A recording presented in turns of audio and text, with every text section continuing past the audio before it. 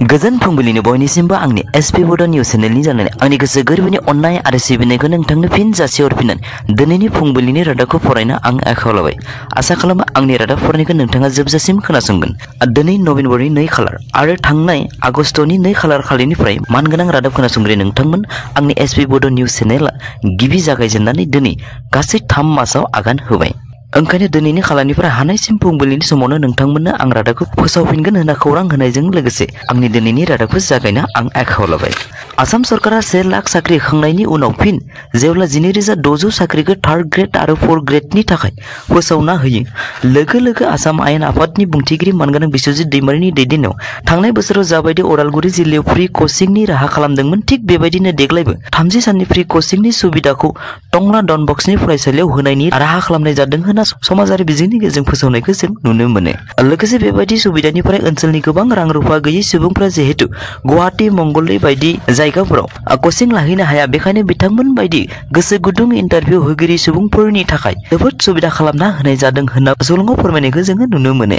लोगोसे बे सुबिदाखौ लानो थाखाय डिमाकुसियाव खमैबो सा 300निख्रुइबो बांद्राय जानायनि थाखाय 2 सेक्सन खालामना फुं आरो बेलासे जेरैबायदि क्लास खालामदों थिग बेबायदिनो टंलायावबो फरायसानि बिबांखौ नायना बेबायदि खालामगोन होननाबो सुलुङाव फोरमायनायखौ जोङो नुनो मोनो।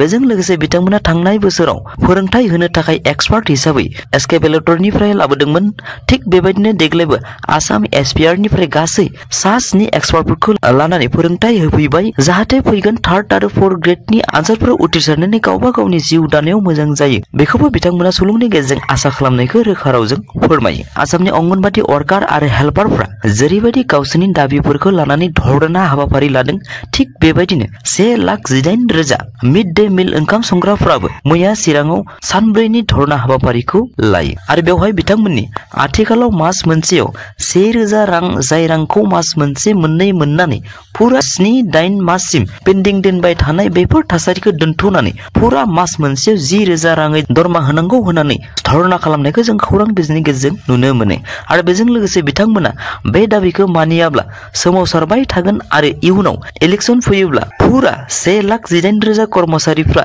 जेब्लाबो भट होआ होनना सुलुङाव रोखा रावजों फोरमायो। बिथांमोना फोरमायबावो दे बिथांमोना 2005 मायथाइनिफ्रायनो फुंनि 9 बाजिनिफ्राय बेलासिनि 2 बाजिसिम खामानि मावै मावै आथिखालाव माइरंनि दामा जुदियाव 40-50 रां जादोंब्लाबो नाथाय सानसेयाव 30 रांजों जेबो मोनाब्लाबो बेखौनो दरमा हिसाबै लाना दंबाय दङमोन होननाबो बिथांमोना सरकारनिसिम गोख्रों रावजों सोंखारियो। मैया बिटिआरनि हाग्रा बिफाननि EM रन्जित बसुमतारीजों हाग्राबारिखौ संरैखा खालामनायनि थांखिजों दाजानानै होनाय एनजिअफ्रा माखासे दंफां सिखावफोरखौ बदनाम खालामफ्लानानै गावसोरसो हाग्रायाव मानसि लागायनानै हन्डाजों दंफां हाख्लायनानै ट्राकै ट्राक दंफां लांनानै फानहरनाय जाथाया हाग्राबारिनि साखाथि फाखाथि सुबुंफोरनि मेगननि नोजोराव गोग्लैनायखौ जों समाजारि बिजोंनि गेजेरजों नुनो मोनो। सुलुङाव फोरमायनाय बायदिब्ला ओनसोलनि सुबुंफ्रा आखायाव फोरमान लानानै समाजारि बिजोंनि गेजेरजों रोखा रावजों बुङोदि दाउखि दालां बोराय आलु दामफ्ला मिहिमैया बिथांमोना फरेस्टनि गार्डफोरखौ डन केयार खालामनानै गासै गं 9 ट्रेक्टरजों हाग्राबारिनि दंफांखौ खावनानै लाबोदों होननानैबो सुलुंनि गेजेरजों फोरमायो।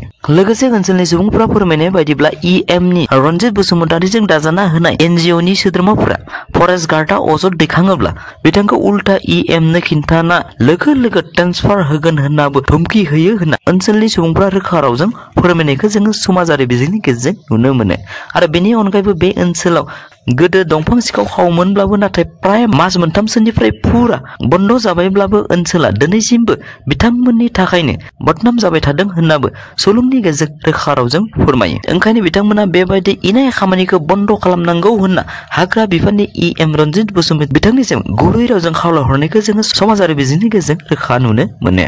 थांनाय 2020 मायथाइनि 27 जानुवारिनि बिटिआर एग्रिमेन्टनि गोबां दफाफोरनि मादाव मोनसे दफानि जाफुंसारनाय जेब्ला आबसुआ 20 अक्ट'बर खालारखालि क'क्राझाराव लाइसां लादु सिंनि सोमोन्दै सावरायनो क'क्राझार इउनिभारसिटियाव फैयो आरो जेब्ला बेवहाय 41टा गामिखौ सोसननायनि सोमोन्दै एबसुनि आफादगिरि मानगोनां दिपिरि बिथांमोना सोङो अब्ला गावनि फारसेनिफ्राय जेसेबां मावनांगौ दं बेफोरखौ गासैखौबो आं मावजोबबाय नाथाय स्टेट गभर्नमेन्टआ मावोब्लानो जागोन होनना बिथाङा फोरमायनाय लेखा जानो हागौ मैया बेनि थाखायनो गभर्नरनि गनायथि मोननानै गासै 41टा गामिया सनितपुर आरो बिश्वनाथनिफ्राय थोंजोङै BTR नि अदालगुरि जिल्लायाव हाबफैनायनि गभर्नरनिफ्राय मोनसे नटिफिकेशन ओंखारो आरो फैबाय थानाय सानाव बेफोर गासैबो अदालगुरि DC नि सिङावनो सालायजागोन होननाबो एबसुनि आफादगिरि मानगोनां दिपेन बर' बिथाङा रोखा रावजों फोरमायनायजों लोगोसे थारैनो बे एबसु आरो बर' हारिनि मोनसे देरहासारनाय होननानैबो बर' माहारिनि सिगाङाव समाजारि बिजोंनि गेजेरजों गोजोननाय फोरमायनायखौ जोङो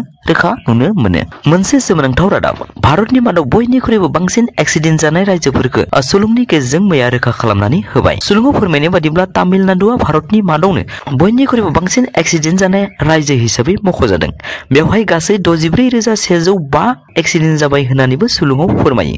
नैथियाव मध्य प्रदेश, बेवहायबो गासै 54,432 एक्सिडेन्ट, केरेलायाव 43,910 एक्सिडेन्ट, उत्तर प्रदेशआव 41,746 एक्सिडेन्ट, कर्नाटकआव 39,762 आरो हाइवे एक्सिडेन्ट जानाय रिपर्ट बायदिब्ला महाराष्ट्रआव 33,383 एक्सिडेन्ट, राजस्थानाव 23,614, तेलेंगानायाव 21,619, अन्ध्र प्रदेशआव 21,249 आरो गुजरातआव 15,751। नाथाय मख'थावना बाथ्रादि बेफोरनि मादाव गोख्रै सालायना एक्सिडेन्ट जानाय जाथायनि अनजिमाया जादों 3,33,323।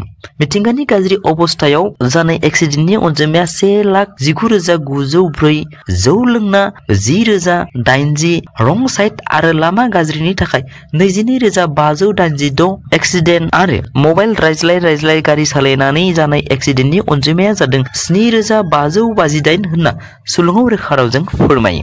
मोनसे सोमोनांथाव रादाब मैया गुवाहाटीनि बन्दा कल'नियाव सासे उज्जुलि बर्मन मुंनि आइजोआ समाजखौ आन्दोआव दोननानै बोसोरनैनि सिगां हारियानानिफ्राय फिसाय गारना फैनानै सोरजोंबा फिन सोमोन्दोआव फैनानै सासे सिरि खुदियानि जोनोम जायो आरो बे खुदियाखौ बुथारनानै सिरि लेट्रिननि साखाथियाव थानाय जरनायाव गारनानै दोनदोंमोनब्ला नाथाय ओनसोलनि सुबुंफोरनि नोजोराव सिखोमानो हायाखैमोन। लोगो साखाथियाव थानाय पुलिसफोरा जाथायखौ खोनानानै नायगिदिंफैयो आरो खुदियाखौ बोखांनो नाजाफैयो। नाथाय आथिखालाव बिमा महरै राक्षस उज्जुलि बर्मना ओनसोलनिफ्राय बहाबा खारखोमाना दं होननाबो सुलुङाव रोखा रावजों फोरमायो। बेजों लोगोसे आंनि फुंबिलिनि रादाबा एसेनोसै। थारै नोंथाङा आंनि रादाबखौ अननानै खोनासंजोबनायनि थाखाय आंनि गोसो गोरबोनि अननाय आरो सिबिनायखौ नोंथांनो फिन जासिहरफिननानै दिनैनि फुंबिलिनि रादाबखौ आं एसेयावनो दोनथ'नाय जाबाय। आसा खालामो गाबोन फुंबिलियाव फिन नोंथांजों लोगो मोनफिनगोन। एसेनोसै, गोजोन्थों।